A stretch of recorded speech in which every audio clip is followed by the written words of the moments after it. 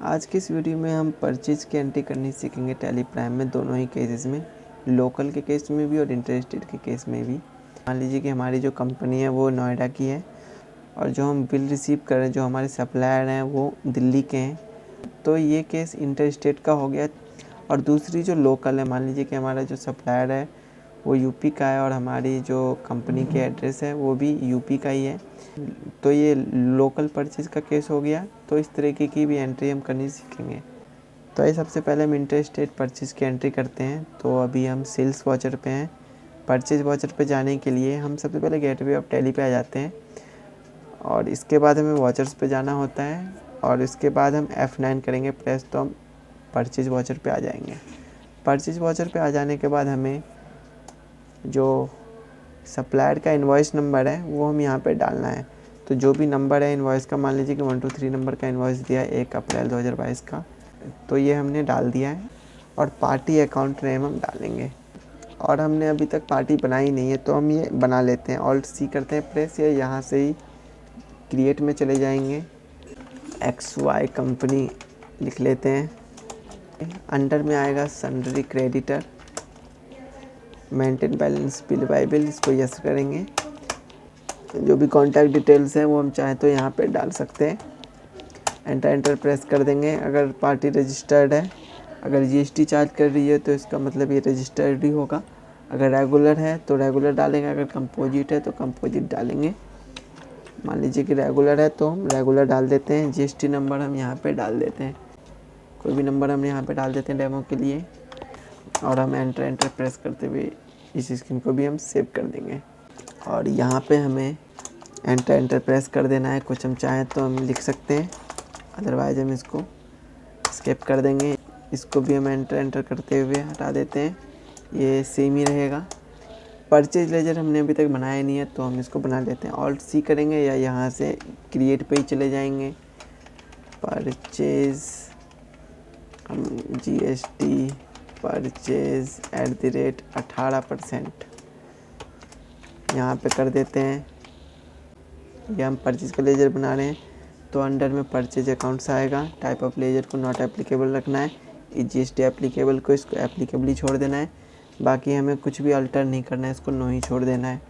Type of supply में हमारा एक गुड्स है तो ये गुड्स आएगा। बाकी हमें यहाँ पे कुछ भी नहीं बनना है। राइट हैंड साइड में एंटर करते हुए एक्सेप्ट कर देना है। आइटम डालेंगे, मान लीजिए कि हमारा आइटम ये है, हमने ऑलरेडी बना रखा है। ये कैसे बनता है ये आपको अगर जानना है तो आप हमारा लास्ट वीडियो देख सकते हैं।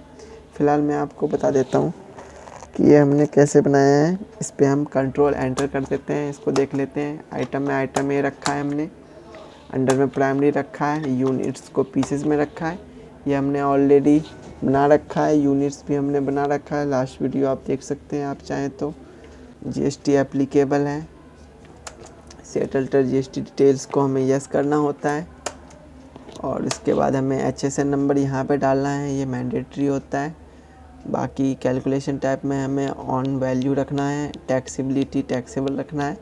और GST रेट में हमें सिर्फ GST रेट यहाँ पे भरना होता है इंटीग्रेटेड टैक्स में, बाकी ये नीचे ऑटो फिल हो जाती है। तो जो भी रेट्स है आइटम के वो हमने डाल दिया। 18% है तो हमने 18% डाल दिया है। तो इस तरीके से स्टॉक बनता है। और अभी हम क्वांटिटी में डाल देते हैं। 100 क्वांटिटी हमने 80 रुपये में ख़रीदा है, मान लीजिए 1200 क्वांटिटी ख़रीदा है 80 रुपये में। और मान लीजिए कि एक ही आइटम है तो एक और एंटर हम प्रेस कर देंगे।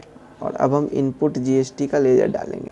तो ये हमारा इंटर स्टेट परचेज है क्योंकि हमने दूसरे स्टेट से ख़रीदा है। ये दिल्ली की पार्टी XY कंपनी जो है, तो यहाँ पे IGST चार्ज होगा। तो हमने ऑलरेडी इनपुट IGST का लेजर बनाया हुआ है।